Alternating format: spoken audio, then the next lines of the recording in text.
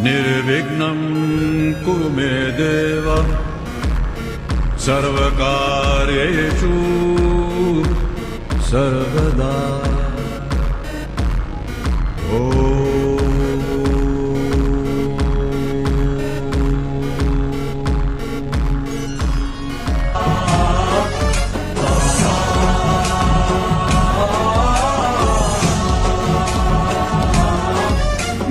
गणनायकाय गणदैवताय गणाध्यक्षाय धीमहि गुणशरीराय गुणमण्डिताय गुणेशानाय धीमहि गुणातीताय गुणाधीशाय गुणप्रविष्टाय धीमहि एकदन्ताय वक्रतुण्डाय गौरीतनयाय धीमहि गजेशानाय भालचन्द्राय श्रीगणेशाय